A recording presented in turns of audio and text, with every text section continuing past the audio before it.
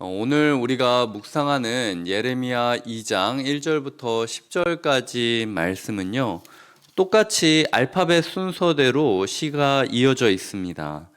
그런데 특이한 부분은 여호와의 분노를 인지함으로 시작을 하고 있다라는 겁니다. 그냥 나의 슬픔을 이야기하는 것으로 멈추는 것이 아니라 이 슬픔의 원인이 무엇인지 정확하게 직시하고 여호와를 직면하고 있는 모습을 그리고 있는 것이 오늘 본문의 특징입니다. 2장 1절부터 10절까지 가장 많이 나오는 표현이 무엇인가 라고 볼 때 저는 주라는 표현이 인상 깊었습니다. 대부분 슬픔에 빠져 허우적거리면은요, 나 위주로 생각하게 되거든요. 내가 얼마나 슬픈지 아나? 나는 이래, 뭐 이런 식으로. 근데 여기서는 너무나도 많은 부분 주를 바라보려고 몸부림치는 한 영혼의 몸부림이 느껴진다라는 것이죠. 우리가 고통에 대해 이야기하고 토로하고 탄식하고 애원하는 건 좋지만 그 고통에 잠식당하지 않게 마음을 지키셔야 됩니다. 이 알파벳 순서대로 고통을 나열했다라는 거는요, 그 마음속에 있는 수많은 생각들을 어쨌든 필터링 했다는 거예요. 내 입으로 바꿔서 이야기하기까지, 가나다 순서까지 맞춰서 이야기할 정도로 마음속에 있는 것들을 정갈하게 하나님께 드리는 노력들을 했다라는 거죠. 감정 스트레스 풀듯이 그냥 쏘아붙이고 끝낸 것이 아니라는 것입니다. 그 부분에 대해서 우리가 명확하게 기억해야 된다라는 거죠. 오늘 본문은 사라지고 무너지는 모습에 대해서 몇 가지를 이야기하고 있습니다. 첫 번째로 1절부터 5절까지는 자비가 사라진, 하나님의 자비가 사라진 모습을 그리고 있고요. 그리고 6절과 7절은 그 결과로 예배가 사라지는 것을 그리고 있습니다.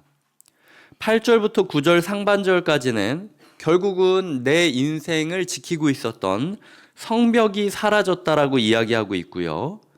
그리고 9절 후반부터 10절까지는 내 말이 사라졌다라고 이야기를 하고 있습니다. 자비가 사라지고 예배가 사라지고 내 인생을 지탱하던 성벽이 사라지고 그래서 내 말이 사라졌다라고 고백하는 것이 오늘 본문의 내용이라는 것이죠. 특별히 제가 대학교 2학년 때 읽었던 지금은 아마 다른 이름으로 되어 있는데 유진 피터슨이라는 분이 쓴 책이 있습니다. 이 책의 일부를 좀 인용해 드리도록 할게요.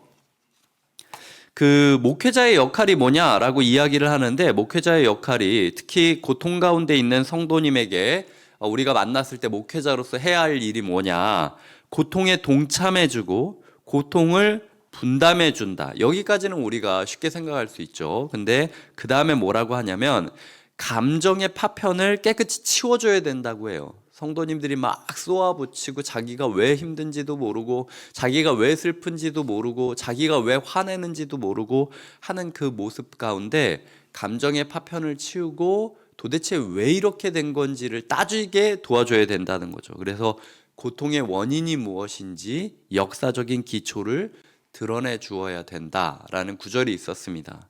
고통을 동참하고 고통을 분담하고 감정의 파편을 깨끗이 치우고 그래서 고통의 원인이 무엇인지 역사적인 기초를 드러내 주는 것이 고통 가운데 있는 성도님과 함께하는 목회자의 역할이라는 것이죠. 이런 글귀가 있었습니다. 우리가 정확한 역사에 발을 내딛지 못한다면, 그러니까 내가 왜 힘든지, 내가 왜 괴로운지 모르고 그냥 감정에 빠지고 있게 놔둔다면 헬륨 가스가 가득 찬 풍선처럼 고통은 우리를 땅으로부터 끌어올릴 것이다. 그러면 우리는 감정의 기류에 따라 방향 없이 표류하고 호르몬 분비라고 하는 기압에 따라 떠다닌다. 역사적인 안정감을 갖지 못한 슬픔은 분노로 변하고 결국에는 이 당시 표현입니다. 정신병이나 쓰라린 감정으로 변질된다. 역사는 고통을 설명하기 위해 필요한 것이 아니라 고통의 현실을 단단히 고정시켜 놓기 위해 필요한 것이다 라는 구절입니다. 혹시 성도님들의 삶이 그냥 감정이나 호르몬 분비로 인하여 둥둥 떠다니고 있는 것 아닌지 돌아보고 점검해야 된다라는 거죠. 우리가 나도 모르게 내 슬픔에 빠지다 보면요, 하나님을 잊어버리고 지금 이 상황이 왜 일어났는지를 잊어버립니다. 흔히 부모한테 혼날 때, 야, 그러니까 내가 하지 말라고 했어, 안 그랬어? 이렇게 혼날 때가 있거든요. 하나님의 진노를 지금 이 시인은 그 음성을 들은 거예요. 하나님이 너무 화가 나고 이렇게까지 됐던 게 너무 상실감이 느껴져서 눈에 도끼 눈을 뜨면서 내가 너 이렇게 될 거라고 했어, 안 했어? 라고 이야기하는 모습을 직시해야지. 그게 아니라 자기 감정에 취해가지고 내가 제일 힘들고 하나님은 뭐 했냐 이렇게 얘기하는 걸로 끝이 나서는 안 된다라는 거죠. 우리의 감정을 조금 파편들을 치우는 작업들이 필요합니다. 어차피 내일은 주일이기 때문에 새벽 설교가 없지만 월요일이 되기까지 도대체 내 감정이 왜 이럴까? 이유가 뭘까? 역사적인 근거에 따라서 도대체 어디서부터 이게 어긋난 것일까? 개인적인 역사로 해석이 될 수도 있고요. 집단적인 역사로 해석이 될 수도 있습니다. 그러니까 개인적으로 내가 이랬기 때문에 지금 이렇게 슬프고 화가 난 거다. 아니면 우리 가족이 지금 이런 상황이기 때문에 당연히 내가 이런 감정을 겪을 수밖에 없는 것이다. 그리고 이 시대가 이렇기 때문에 우리가 이럴 수밖에 없는 것도 있다라는 개인적인 그리고 집단적인 원인을 찾지 못하면요, 감정에 함몰되고 매몰돼서 그 쓰레기 안에서 우리가 같이 썩어가고 오염물을 맞는 그런 모습으로 변질될 수 있다라는 것이죠. 오늘 시인은 정확하게 슬프다 주께서 어찌 그리 진노하사라고 시작을 하고 있습니다. 이 사람은 자기 삶이 왜 이렇게 슬프게 되었는지 원인을 정확하게 캐치하고 있었어요.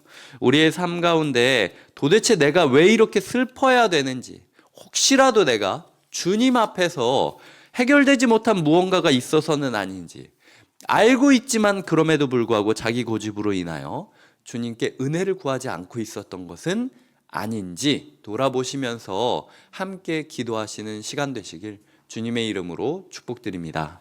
기도하시겠습니다. 하나님 아버지, 우리의 삶에 있어서 고통이 늘 있고 슬픔이 늘 있고 때로는 나의 삶에 그 슬픔이 분노를 일으키기도 합니다.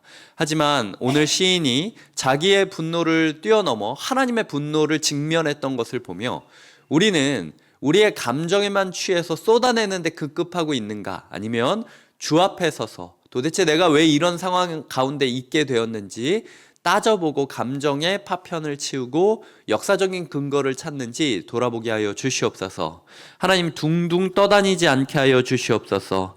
헬륨가스 가득 찬 풍선처럼 내가 왜 이러는지도 모르고 내 감정에 취해가지고 전혀 사실과 상관없는 감정 놀이를 하면서 엉뚱한 대로 흘러가고 있는 것 아닌가 돌아보게 하여 주시옵소서.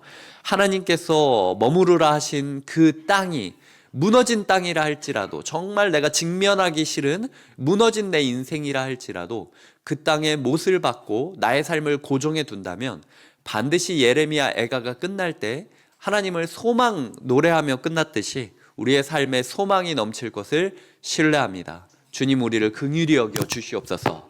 감사하고 예수님의 이름으로 기도드립니다. 아멘.